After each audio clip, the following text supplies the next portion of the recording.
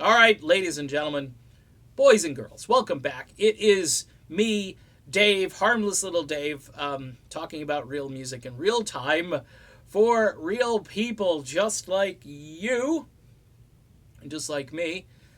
Fleetwood Mac, the good, the bad, and the ugly. That is the title of this video. Uh, just call me Scrooge. We're getting close. We're getting close to Christmas. Just call me Scrooge here. Here's the good. Let's do the good first. You know, they always say before you level criticism, try to highlight the positive in people and things. Okay, Fleetwood Mac, they're on tour. They are helping the economy wherever they go, which is great. Okay, they go to San Jose. They go to Tulsa. The economy is booming in those cities. People are buying, $15 beers. They're going out before the concerts in some cases where, they're ringing up large dinner tabs. They're parking their Lexus SUV in a very nice parking space, probably even maybe spending money on valet parking. Who's to know? Maybe some recreational substances are being purchased if it's legal in that particular state. All is just booming with the economy when it comes to Fleetwood Mac, okay? And we know, if in any case or in a certain case where, say, the band goes to a city and maybe ticket sales are a little soft, the big promotional arm of the band, it's more like handcuffs, comes in and then, spends a few extra bucks on advertising, uses the likeness and sounds of Lindsey Buckingham in order to promote the show. People who aren't in the know, like you and I, they're thinking, oh, Fleetwood Mac, Lindsey Buckingham. I heard his voice. I heard his guitar playing. I remember Rumors. Let's go. It'll be great. And so they spend the money on a $300 seat, which is probably really not even in a great section, and again, helping the economy. That's the good.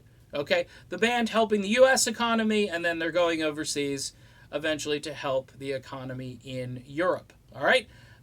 Okay, so we're finished pretty much with the good. Now the bad. Here's the bad. The band, they sound bad. There's no getting around this. Now, let me be clear, though. I, last year, was one of just a few people who didn't think the band sounded all that great during the whole Classic East, Classic West festivals there. The dream bands. Irv put all these bands together. By the way, Earth, Wind, and Fire pretty much wiped the stage with everybody else. All right? And I love Journey, but Journey, again, a band kind of in turmoil last year, wasn't all firing on, all cylinders and so forth. Earth, Wind, and Fire was amazing every single time I saw footage of them. Okay, now people are saying, well, Dave, you really, I had this guy on Twitter. Have you gone to see them? Do you know how they sound? Because you haven't, you really can't judge by a cell phone. Au contraire, I could judge that Earth, Wind, and Fire was amazing and everybody else wasn't holding a candle to them, okay? And by the way, certain cell phones are better than others. Surfing the web is a lot less expensive than spending $300 on a nosebleed seat. All right, so the bad is the sound quality. The bad is the fact that the cover tracks, the cover tunes, are getting more applause and eliciting some kind of emotional Pavlovian response from the audience. That's fantastic. I mean, because music is passionate, but here's the deal. Okay, I go to see a certain band. I expect to hear the band play those songs. The cover versions of whatever they're doing shouldn't be the biggest applause line of the night. Just throwing it out there. So the bad is the sound quality. The bad is the guitar work, which doesn't match up. The band is not on the mark either. If you watch them perform, they are oftentimes out of sync. And I think the only thing keeping the audience from noticing is all of these other musicians they've got around, which are doing all of this supplemental playing in the background, whether that be guitars or keyboards. It's a big wall of sound, and I think it creates this distraction, or it obfuscates some of the imperfections, shall we say, both musically on a certain instrument, whether that be a keyboard or a guitar, or vocally, which, of course, we've seen the vocals of both Christine McVie and Stevie Nicks take a little bit of a turn for the worse in recent years. Now, again, Christine McVie is 75, Stevie is 70. I guess what do we expect from musicians at that age who are certainly past their prime, and many of whom probably would take the good advice to retire and get out of the business. But since Fleetwood Mac is out there, and they're really promoting this as like, the greatest tour since, I don't know, Rumors, Tusk, I don't know, it's a big tour, right? Going back in time, doing all the Peter Green stuff, or what, 2 songs worth? So, and that could be part of the bad too. Leave Peter Green alone. Peter Green is still alive. If Peter Green had all of his marbles and he wanted to go out and tour, I'd rather hear Peter Green do Peter Green songs, but I don't think that's going to happen, folks. Good, the bad, the ugly. The ugly, of course, is the way they have treated the guy who really just did everything for this group. Production. I know Richard Dashit, people say, well, it's him, it's Richard.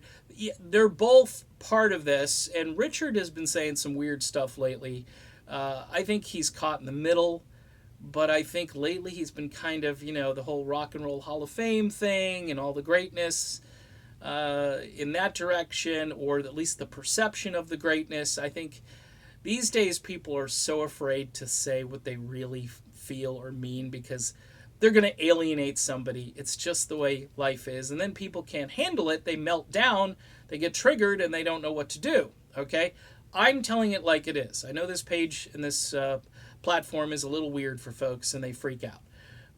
The ugly is the way they treated Lindsey Buckingham. That article where the guy devastates the band in the last sentence and says, hey, it's great, you're doing this great tribute to the dearly departed, but yet you're kicking some guy who's still alive to the curb and treating him like crap.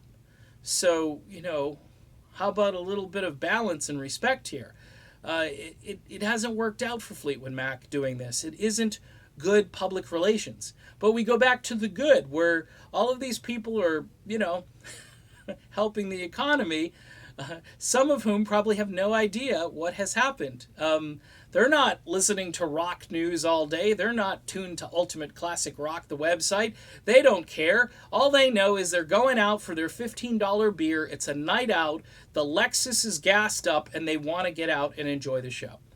And as a true fan of the music that Lindsey helped create, it's just depressing that they could just go on like nothing happened. I think that's really the ugly, is that this band has decided to go on like nothing happened, like Lindsey didn't even exist. Okay, I'm done with this video. I think that says it all. I'll see you soon, everybody.